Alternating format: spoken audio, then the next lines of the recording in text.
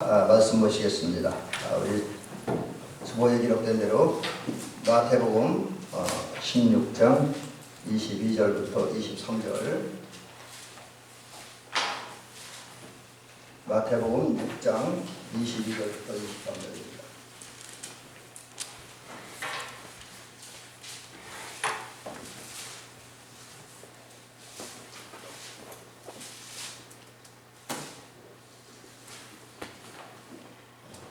이제 제가 공독을 해드립니다.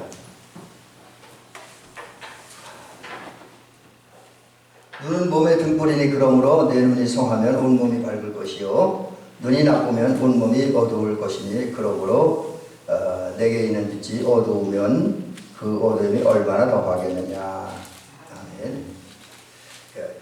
자, 오늘부터 이제 두 주에 거쳐서 우리의 의도에 대한 얘기, 의도라고 하는 것은 우리가 어떤 마음에 목적하는 거, 생각하는 거, 뭐 이런 걸 얘기하잖아요. 뭘 할 때 어떤 목적을 가지고 하느냐, 어떤 의도를 가지고 하느냐, 어떤 그 이유 때문에 하느냐, 왜 하느냐, 뭐 이런 거잖아요. 그래서 그런 것을 한번 생각을 해보려고 합니다. 제목을 순수한 의도, 순수한 의도라는 제목으로 말씀을 함께 살펴보려고 합니다. 우리 성도님들은 하나님께 감사하시기 바랍니다. 아멘. 어떤 사람이 갑자기 하나님 감사하라고 그러냐고요? 그 이유는 하나님께서 우리에게 너무나 좋은 선물을 주셨기 때문입니다. 너무나 좋은 선물. 우리가 하나님이 우리에게 주신 선물이 한두 개가 있겠습니까? 살아있는 것부터 시작해서 우리가 오늘 이렇게 건강한 것부터 이제 이만 경제적인 풍요를 누리는 것. 제가 언젠가도 말씀드린 것처럼 우리가 대한민국이라는 이 나라에 대한 감사하시기 바랍니다. 제가 이제 이만갑이라고 하는 그 북한 이제 우리 북한 주민들이 한국으로 이제 이탈해 왔는데, 그분들이 북한에 살 때 또 탈북 과정 중에 있었던 그런 이야기를 들으면서 철실하게 깨닫는 거는, 야, 내가 북한에 안 태어나고 한국에 태어나서 너무너무 감사하다는 생각이 들어요. 어쨌든 한국에 태어나서 감사하시기 바랍니다. 근데 그 더 이제 귀한 선물, 한국에 태어나게 하고 뭐 이런 거 건강도 지키고 경제적으로 이만큼 풍요를 누리게 되는데, 이거보다 더 중요한 건 가장 근본적인 겁니다. 다 잘하는 거지만 다시 한번 말씀드리면 우리가 이것 때문에 하나님께 감사해야 돼요. 하나님 주신 선물, 그게 뭐냐면 첫 번째는 하나님을 구원해 주셨다는 것, 은혜로. 에베소서 2장 8절에 보니까 하나님께서 은혜로 우리 믿음을 주셨고 우리 가진 믿음을 통해서 우리를 구원하셨다, 그렇게 말씀하고 있습니다. 그래서 우리가 자유하잖아요. 얽매이지 않고 소망 있고, 이거 정말 큰 선물입니다. 그 다음에 하나님께 우리 두 번째 선물이 뭐냐면 영생. 하나님 우리 영생을 주셨습니다. 영원히 살 수 있죠. 근데 이거 영원히 산다라고 단순히 오래 사는 것만 말하지는 않습니다. 아무리 오래 살아도 이것 없이, 하나님이 생명 없이 오래 사는 것은 의미 없는 거예요. 왜냐하면 사실은 요한계시록에 의하면 지옥 간 사람도 죽지는 않잖아요. 그 사람은 생명을 유지하잖아요. 고통을 당해서 그렇지. 그래서 그들 살아있긴 하지만 고통당하기 때문에 또 하나님의 관계는 나누어진 상태에 있기 때문에 그들 죽은 자라고 얘기하는 거죠. 지옥 간다지요. 그래서 그럼 영생이라는 것이 무슨 의미냐? 하나님이 생명으로서 주와 함께하는 사람, 주와 동행하는 사람. 우리는 영원히 주와 동행할 수 있게 됐어요. 함께 살게 됐어요. 그래서 영원히 사는 거죠. 그 천국 하나님 나라에서. 근데 그 하나님 나라는 오늘 물론 세상에서 하나님 나라를 누리지만, 그러나 영원한 하나님 나라에 영원히 사는 거죠. 그 선물을 하나님께 우리에게 주셨습니다. 그리고 이제 제가 늘 강조하는 거, 또 성경이 가장 중요하게 다루는 건 이제 하나님 나라를 우리에게 주셨죠.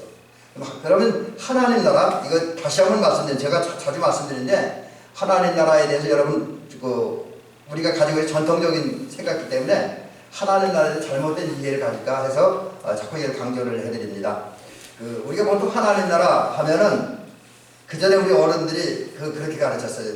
죽어서 가는 나라, 천당이라는, 천당이라고 많이 했어요. 그리고 우리 최봉성 목사님, 최건능 목사님은 잘 알려진 최봉성 목사님 전도할 때 불신지옥 예수천당 이렇게 가르쳤다 그러죠. 근데 그 천당이라는 말 속에는 어떤 분이 신학적으로 그렇게 해석을 하더라고요. 천당이라는 말 속에는 좀 지역적인 한계가 있다. 뭐 여러 가지 언어상, 교리상, 신학적으로 문제가 있다, 그렇게 얘기를 하면서 성경적인 표현들은 천국 또는 하나님의 나라, 이게 맞다라고 하는 거지요. 그럼 하나님의 나라가 어떤 것이냐? 여기 이제 제가 원어를 써놨는데 이 원어 중에서 이게 이제 제가 읽어드릴게요. 바실레이아 투 데우라는 말입니다. 그래서 이 바실레이아가 나라, 왕권, 권세, 주권 이런 뜻이 있습니다. 그리고 데우가 하나님의 뜻이에요. 그 투는 이제 보통 하나님의 뭐 이렇게 연결해주는 이제 문법적 전치사라고 그러죠. 이제 그런 이제 그 역할을 합니다. 그래서 하나님의 나라 하면 여기 그 단어상으로 볼 때 바실레이아라고 이 말이 가장 중요해요. 왕권. 다시 말씀드리면 하나님 나라는 왕권, 주권. 그래서 이것을 다른 말로 표현하면 하나님이 왕으로 계신 나라. 하나님이 계시는 나라인데 그냥 계시는 게 아니라 왕으로. 하나님이 왕으로 계시는 나라. 이렇게 되겠네. 그 다음에 하나님 나라는 왕이신 하나님이 통치하는 나라. 다른 쉬운 말로 하면 다스리는 나라. 하나님이 다스리는 나라예요. 어떤 피조물도 어떤 존재를 다스리는 게 아니라 하나님이 다스리는 거예요. 하나님이 다스리는 거. 그런 지역. 그건 이제 시간의 경과를 초월하는 거죠. 그 다음에 하나님 나라는 뭐냐면 하나님이 다스리다 보니까 하나님의 뜻이 이루어지는 거. 하나님의 소원이 이루어지고 하나님의 목표가 이루어지고 하나님이 바라는 것이 이루어진 그런 자리가 하나님의 나라다라는 것이죠. 그 다음에 이건 우리 입장에 너무 좋은 거예요. 하나님 나라에 가면 요한계시록 21장에 보니까 4절인가요? 요한계시록 21장 보니까 여기에는 사망이나 아픈 것이나 애통하는 우는 거 있잖아요. 우는 거, 곡하는 것. 그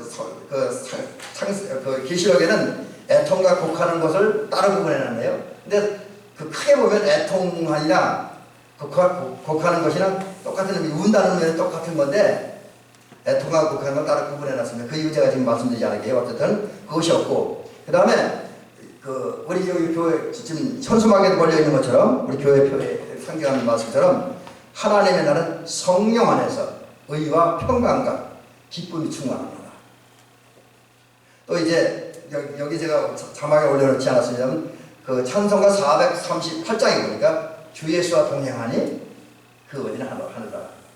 이제 주님과 함께 하는 나라, 하나님 나라이죠. 그리고 이 하나님의 존재 기간을 얘기하면 현재에도 있는 나라, 현재에도 있는 나라. 이거는 마태복음 17장 21절에 보니까 하나님 나라는 여기 있다 저기 있다 못하느니 너희 안에 있느니라. 제 말 아니라 주님 말씀입니다. 제 말이 거짓말인데 주님 말씀이니까 확실한 거예요. 그래서 하나님 나라는 현재에 있는 나라. 근데 자꾸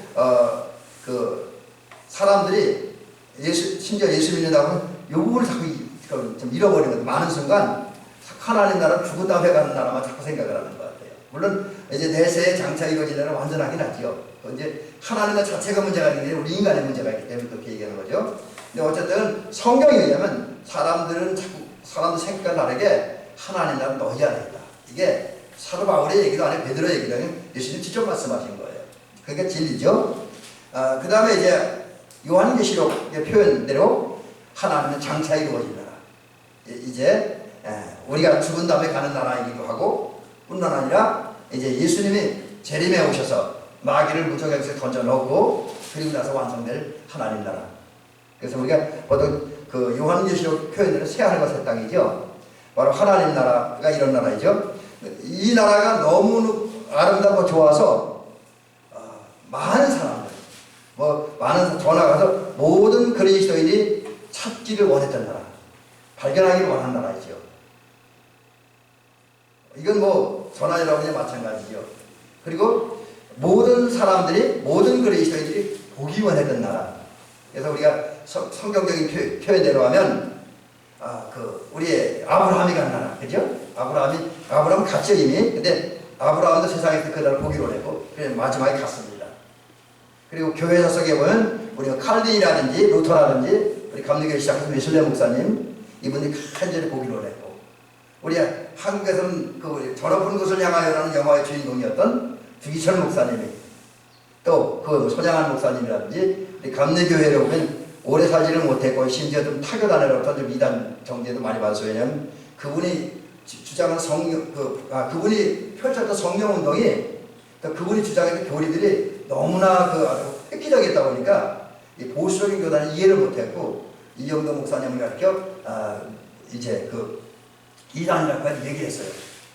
그리고 그러다 보니까 뭐 거기다가 이영도 목사님 오래 살면 어떤 거기는 해명도 그 충분한 그 어떤 자기 신앙과 어떤 영성운동을 증명할 기회가 있었는데 또 그분이 예수님과 똑같은 나이 33살에 돌아가셨어요. 그러다 보니까 당시에 다 펼치지 못하고 갔습니다. 그러나 그분이 했던 성령운동 가운데 하나님 나라죠. 성령운동에서 그분이 보기로 원했고 찾기를 원했던 그게 또 정착하기를 원했던 그런 나라가 하나님 나라입니다. 이와 같이 하나님 나라는 모든 사람들이 찾기 원했고 보기 원했고 도착하기 원했던 그런 아름다운 나라입니다. 자, 이런 나라를 우리는 하나님으로 선물로 받았습니다. 우리는 하나님에게 너무 귀한 선물을 받았습니다. 자, 그러면 이제 그 다음에 중요한 게 그거예요. 받은 것을 끝나면 안 됩니다. 받았으면 받은 사람답게 살아야 된다라고 하는 것이죠. 그러므로 우리 대미교 성도님들은 하나님 나라를 주신 우리 하나님께 감사하면서 하나님 나라 백성답게 살아가는 전기를 주의 이름으로 부탁드립니다. 근데 여기서 우리가 해야 할 일이 있습니다. 뭘 해야 되냐? 자, 우선 이 말씀을 드립니다. 여러분, 우리 하나님으로부터 은혜 받았고 선택의 자유도 받았고요.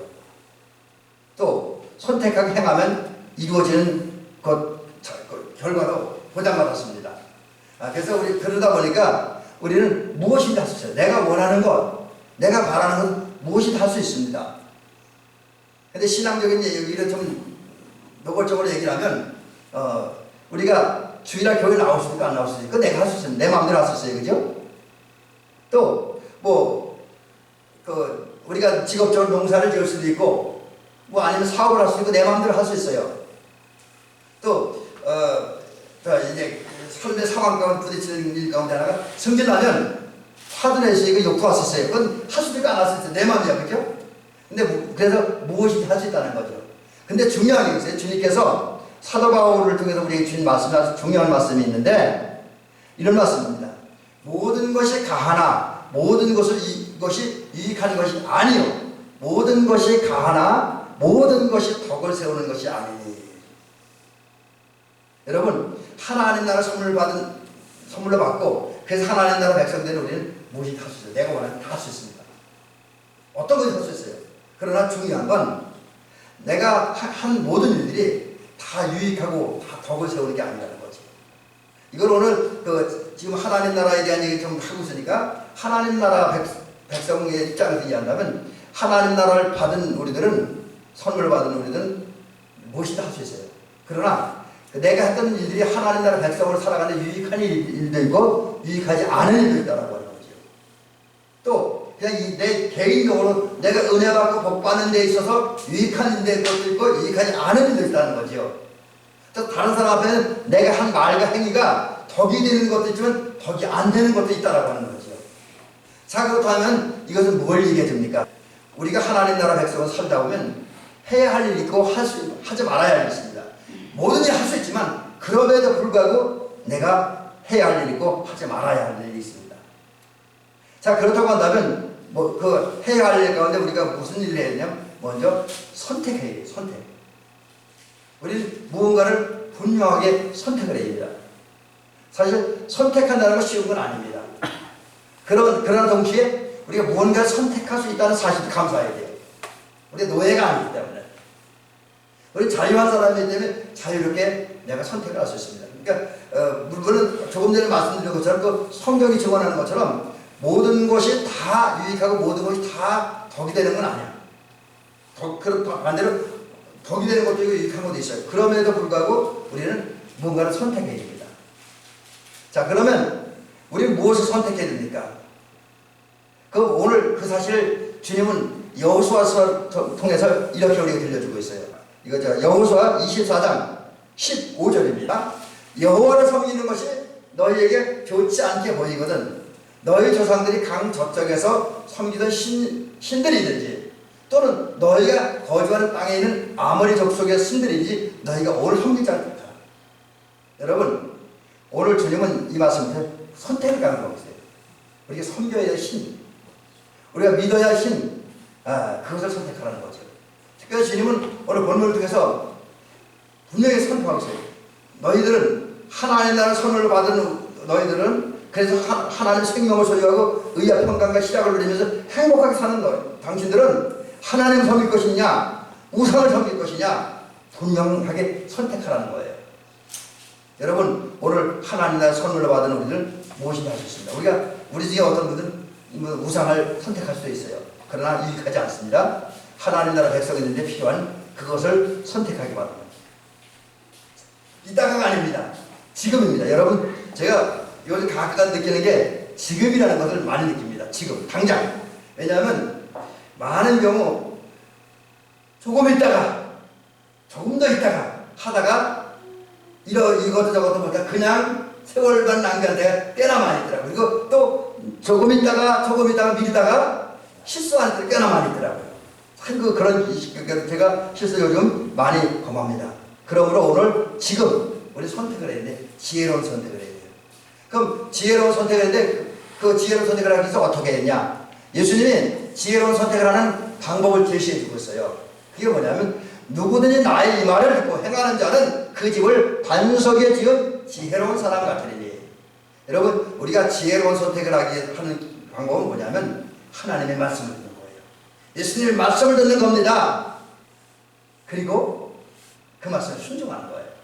자 그러면 주님의 말씀을 듣고 순종해야 되는데 그럼 어떤 말씀을 듣고 순종해야 됩니까? 이 사실을 주님이 이렇게 명령하고 있습니다. 우리가 무엇을 섬기기 선택해야 될 주님께서 말씀하고 있어요. 그 선택을 위한 주님의 명령이 뭐냐면 여호수아로 나와 있는데 이제는 여호와를 경외하며 온전함과 진실함으로 그를 섬기라. 여기 뭐라고 그랬습니까? 온전함과 진실함으로 누구를 섬기라고요? 여호와. 다른 말로 하나님. 그 다음 계속 말씀하시기를 너희 조상들이 강 저쪽과 애굽 섬기던 신들을 치워버리고 여호와만 섬기라. 쉽게 얘기하면 우상을 다 치워버리고 다 정리해버리고 하나님만 섬기라는 거죠. 이게 주님께서 우리에게 명령하십니다. 특별히 하늘나라를 우리에게 주신 다음에 하늘나라 백성들은 우리에게 주신 주의 명령입니다. 하나님만 섬기라는 거지요. 그러므로 우리 대한민국 성도님들은 이 말씀을 기억하면서 하나님만 섬겨야 됩니다. 아멘. 여러분 이거 우리 조금 이따 말씀드리지만 우리 하나님만 섬겨. 다른 건 여기 섞이면 안 됩니다. 또 예수님만 믿고 사랑하고 섬기고 따르는 저와 여러분이 되는 줄로 믿습니다. 이게 하나님 나라 백성들과 사는 길이에요. 하나님 나라를 선물로 주신 그 하나님의 은혜에 보답하는 길입니다. 자, 그런데 이러한 삶을 살기 위해서 하나님 나라 백성답게 살기 위해서 우리가 절대로 하지 말아야 되는 일이 있습니다. 그 하나님 나라 백성을 살기 위해서 우리가 하지 말아야 되는 일이 있습니다. 그것은 뭐냐면 한마디로 정리하면 이런 겁니다. 하나님과 우상, 하나님과 세상, 하나님과 재물을 겸하여 동시에 둘 다 섬기지 말아야 된다는 거죠. 이것도 제 얘기가 아닙니다. 예수님께서 직접 말씀하셨어요. 예수님께서 마태복음에서 뭐라고 말씀하셨어요? 마태복음 6장 24절에 오늘 보는 뒤입니다. 바로 뒤에요. 한 사람이 두 주인을 섬기지 못할 것이니. 여러분 주님은 이 말씀을 분명히 단언해 주세요. 한 사람, 저도 그렇고요, 우리 장로님도 그렇고, 권사님도 그렇고, 우리 집사님도 그렇고, 그 누구도 하나님 두 주인, 곧 하나님과 우상을, 하나님과 세상을, 하나님과 재물을 다 자기 주인으로 모시고 섬길 수 없다는 거예요.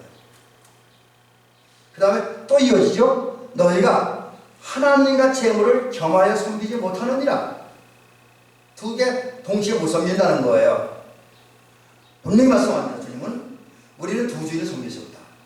하나님과 우상, 하나님과 세상, 하나님과 재물 동시에 섬길 수 없다. 이건 같이 섬길 수 없다라고 하는 거지요. 만약에 어떤 사람이 하나님과 우상, 하나님과 세상, 하나님과 재물을 겸하여 섬기려고 한다면, 또 실제로 그렇게 산다고 한다면 이 사람의 삶은 문제가 있습니다. 어떤 면에서 문제가 있냐? 한쪽도 제대로 못 가요. 반쪽만 섬기고, 반쪽만. 반은 하나님 섬기고, 반은 우상 섬기고, 반은 세상 섬기고, 반은 하나님 섬기고, 반은 재물 섬기고, 반은 하나님 섬기고. 또 이건 사람에 따라 조금 정도 차이는 있겠죠? 어떤 사람은 하나님 조금 더 많이 섬기고 우상은 좀 더 섬기고 이 정도 차이 있습니다. 그러나 하나님이 원하는 건 온전한 거지. 하나님 부분을 원하는 게 아니라 온전함을 원합니다. 온전함을 원해요. 그래서 하나님 예수님은 온전한 걸 원하고 반쪽짜리 싫어해요. 섞이는 거 싫어합니다. 하나님과 우상이, 하나님과 세상이, 하나님과 재물이 섞여지는 거. 그래서 사람들이 그 뒤섞어 놓아서 같이 섬기는 것을 엄청 싫어한다는 거지요. 세상은 조화라고 하는 명목에, 통합이라고 하는 명목을 가지고 이런 걸 자꾸 섞으려고 해요. 물론 우리가 사람과 사람 사이에서는 또 나라와 나라에서는 국민이 또 그 공동체가 일치하고 연합하는 것이 필요하긴 합니다. 그러나 그건 일상적인 생활 속의 얘기를 하는 거고요. 영적으로 신앙으로는 그렇지 않습니다. 하나님은 둘 중에 하나 선택하기로 하는 거예요. 절대로 섞이지 말라는 거예요. 그래서 하나님은 섞여있는 우상도 섬기려고 하고 하나님 섬기려고 하는, 세상도 섬기려고 하고 하나님 섬기려고 하는 이스라엘을 아주 맹렬하게 책망하고 있어요. 갈멜산을 들어서 백성들이 모였을 때 거기에는 우상 숭배자들이 있고 이스라엘 사람들이 있었잖아요. 그런 백성들을 향해 엘리야 선지자가 외치잖아요. 너희가 어느 때까지 둘 사이, 곧 하나님과 바알과 아세라신 사이에서 머물거리냐? 왜 둘을 한꺼번에 섬기느냐? 하나만 선택하라고 책망하고 있습니다. 여러분, 하나님은 이 겸하여 섬기는 거, 짬뽕된 거, 섞인 거 엄청 싫어하십니다. 하나를 선택해야 돼요. 근데 우리가 하늘나라 백성답게 살려면 하나님 섬기는 거, 예수님 믿고 따르고 사랑하는 것을 섬겨야 해요. 선택을 하고 그 길로 나가야 됩니다. 그러한 저와 여러분들이 될 수 있기를 주의 이름으로 간절히 부탁을 드립니다. 자, 그러면 이제 우리가 이제 하나님 나라 선물로 받았고 하나님만 섬기기 위해서 필요한 것이 있습니다. 그게 뭐냐면 천국 백성답게 살아야 되는데, 그리고 그러기서 하나님만 섬겨야 되는데, 예수님만 믿고 따라야 되는데, 그러기에 절대로 필요한 게 좋은 눈이 필요합니다. 좋은 눈. 눈의 중요성이죠. 눈이 무지하게 중요합니다. 그럼 눈이 어떤 역할을 하기 중요하다고 그러냐? 여러분, 우리 사람 눈은 우리 몸에 붙은 지체 중에 하나예요. 근데 이거는 신체적인 보이는 면에서 얘기하는 거고, 의미적으로 얘기할 때 눈은 마음이에요. 마음. 그래서 여러분, 우리가 그런 얘기 하잖아요. 눈을 딱 쳐다보면 그 사람의 마음을 읽을 수 있다고 그러잖아요. 그렇죠? 여러분, 제가 저는 뭐 투시 은사 받았다 이런 건 아닌데, 간혹 다른 사람의 마음을 읽는 때가 있어요. 뻔히 펴지는 때가 있어요. 어느 때 펴지냐? 물론 이게 인간적으로 신앙을 대화할 때도 읽혀지는 경우가 있지만, 운동 좋아하는 운동하다 보니까 어떤 때는 나랑 시합한 사람 눈을 이렇게 막 뚫어지게 쳐다보잖아요. 그 사람의 의도가 뭐예요? 지금 저 사람이 무슨 행동을 하려고 하냐? 무슨 플레이를 하려고 하냐? 어떤 움직임을 가지고 하냐? 이게 확 보이는 때가 있어요. 원래 늘 그러는 건 아닙니다. 가까이 확 들어오는 때가 있습니다. 왜냐하면 왜 그런 현상이 있냐면 그 사람의 마음에 있는 것이 그들의 눈으로 나타나는 거예요. 그래서 눈은 마음을 상징한다. 그렇게 이야기를 합니다. 또 눈은 의로. 눈 속에는 마음과 통하는 거죠. 그거 하고자 하는 일들, 그거 하려는 계획들이 담겨져 있어요. 그래서 눈을 잘 쳐다보면 그것도 읽을 수 있다라고 하는 거죠. 실제로 이 마음을 상징하는, 의도를 상징하는 눈이 중요한데, 왜 중요한? 그 역할이 중요하다라고 하는 거죠. 여러분, 눈은 있잖아요. 눈 속에 그 사람의 마음의 의도가 담겨 있다 보니까 어떤 현상이 나타나냐면, 우리 인간의 한 신체, 머리도 그렇고요, 손도 그렇고 발도 그렇고 눈에 의존합니다. 무슨 얘기냐? 쉽게 얘기해서 우리 이제 여기 장로님이나 권사님들, 우리 목사님이 운전을 하십니다. 근데 운전할 때 누가 운전 못 하잖아요. 그죠? 눈을 떠야 되잖아요. 여러분, 사고가 왜 납니까? 저도 몇 번 사고 경험이 있습니다만, 사고 왜 납니까? 사고는 많은 순간 못 봤기 때문에, 옆에 들어오는 차나 옆에 들어오는 사람을 못 봤기 때문에 나는 거예요.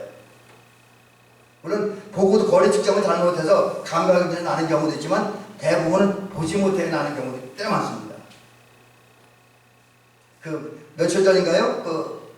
우리 어디 갔어요? 교육자에 갔다, 지난 화요일에 교육자에 갔다가 좀 제가 약간 당황을 했는데 이렇게 제가 산에다 빠꾸 하는데 사모님 한 분이 이렇게 구경하는 옆에 계시더라고요. 사모님 이렇게 비켜서 나가려고 빠꾸 하는데 빠꾸 하다 이렇게 붙여보니까 옆에 또 다른 승용차가 나오고 있더라고요. 물론 뭐 충돌할 정도까지 아니지만 처음에 못 봤습니다. 다행히 늦게라도 봤으니까 사고가 안 났지요. 우리는 이 신체의 각 기관이 눈에 의존한다고 하는 말이 눈으로 봐야 머리로 판단할 수 있고 그래야 그리고 나서 눈으로 보고 머리로 판단이 되어야 손과 발이 몸에 움직이는 겁니다. 그래서 신체의 각 기관은 눈에 의존한다고 그러고 그리고 눈에 의해서 모두 판단되고 결정되어지고 말할 수 있고 행동을 합니다. 그런 면에서 보면 눈이 매우 중요하다고 하는 거죠. 매우 중요합니다. 그러므로 저와 여러분들이 이제 하나님 나라 백성으로서 거룩한 삶을 살고 바른 삶을 살기 위해서는 좋은 눈을 가져야 됩니다. 성한 눈을 가져야 됩니다. 그래서 오늘 이 마지막으로 성한 눈이 뭔지를 이 성한 눈이 가졌을 때 나타나는 결과를 말씀을 드려보려고 합니다. 성한 눈이라고 하는 말은 이제 눈은 뭐 그냥 눈이고요. 성하다는 말은 아폴로스라고 하는 말인데 순한, 순진한, 솔직한, 숨김이 없는 뜻이라고 있더라고요. 그러니까 오히려 이 성한 눈이라고 하는 건 건강하다는 말보다는 단순하고 순진한 것, 정직한 것을 더 많이 포함하고 있습니다. 그러므로 저와 여러분들이 성한 눈을 가져야 된다 하는 것은 뭐 어떤 거냐면 하나님을 향해 단순하고 순수한 마음을 가지라는 거. 다른 말로 하면 마음을 집중하는 거, 생각을 집중하는 거예요. 누구에게? 돈에게 집중하는 거 아닙니다. 하나님에게 우리 마음과 생각을 집중하는 거. 그래서 하나님께 집중하는 가운데 오직 하나님만 섬기고 하나님만 믿고 하나님만 사랑하는 겁니다. 단순하고 순수한 마음을 가지고 하나님을 위해서 일하고 하나님을 위해서 섬기고 봉사하고 여러분 예배를 드려도 기도를 해도 다른 거 생각하면 안 돼요. 바리새인과 서기관들 이런 사람들이 왜 주님께 책망들었습니까? 그들 기도 많이 했잖아요. 구제도 많이 했습니다. 율법대로 살았어요. 그럼에도 불구하고 그들이 책망받았던 의도가 단순하지 않았다는 거죠. 하나님만 생각하고 하나님을 의식하면서 했는데 사람을 생각하면서 했다는 거죠.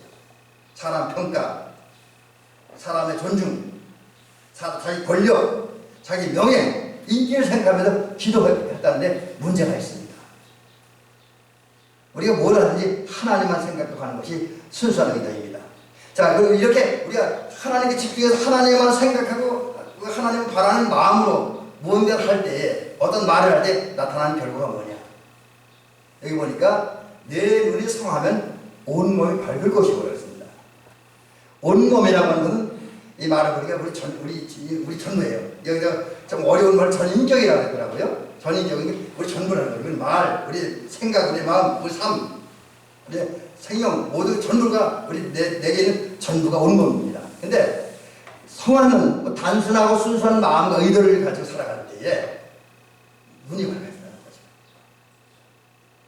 우리가 왜? 하나님께서 우리의 마음을 깨끗하게 만들어주시기 때문에 하나님은 우리가 단순하고 순수한 마음을 가질 때에 성령을 통해서 빛을 비춰줍니다. 그래서 빛을 비춰주심으로써 먼저 우리를 보게 하셔요. 우리를 볼 뿐만 아니라 남들이 보지 못하는 것을 보게 합니다. 그래서 성령을 통해 순수한 마음을 가진 사람은 예수님 그 성령에 의해서 특별히 성령이 주신 빛에 의해서 신앙적으로는 예수님이 보입니다.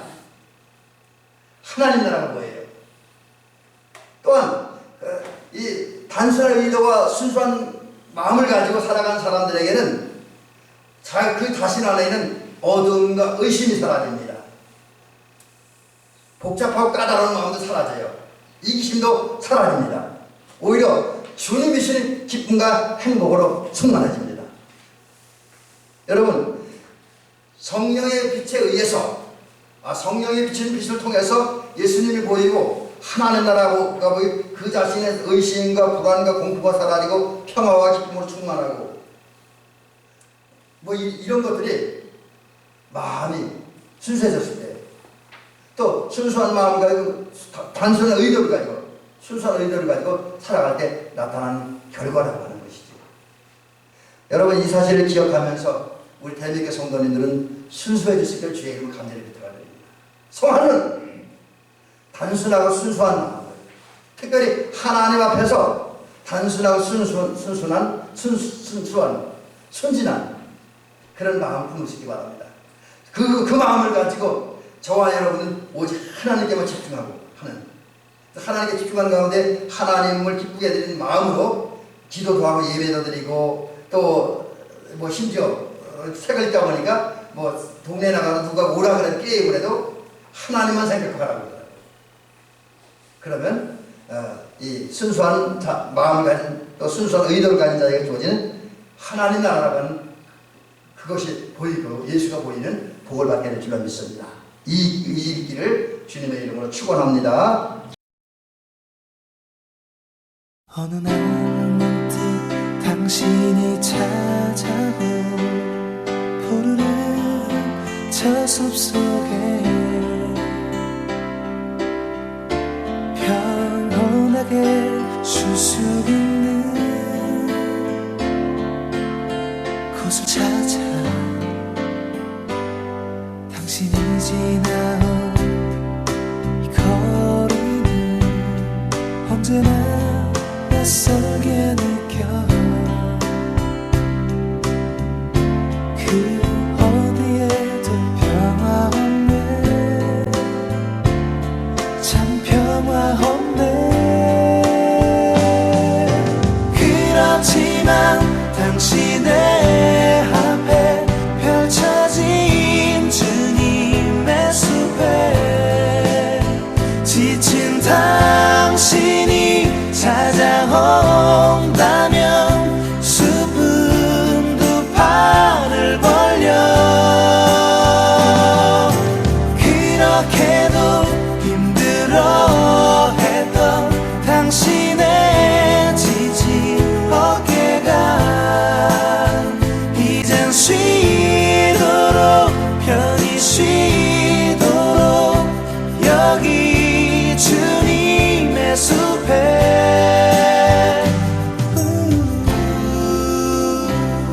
당신이 느꼈던 지난날의 슬픔의 기억들을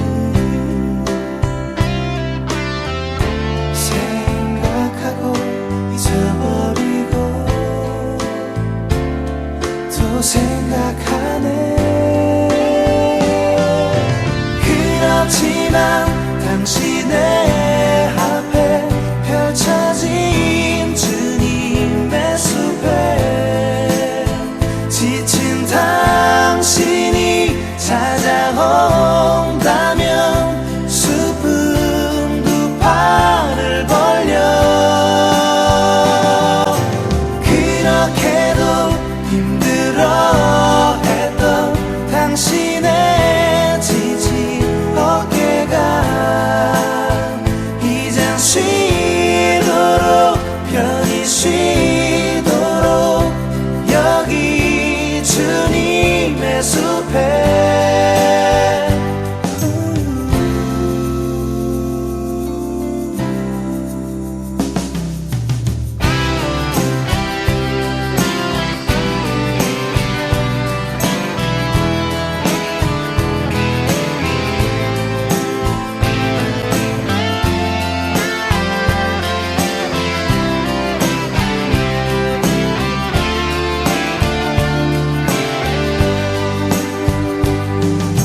그렇지만 당신의 앞에 펼쳐진 주님의 숲에 지친 당신이 찾아온다면 숲은 두 팔을 벌려 그렇게도 힘들어했던 당신의 지친 어깨가 이젠 쉬도록 편히 쉬도록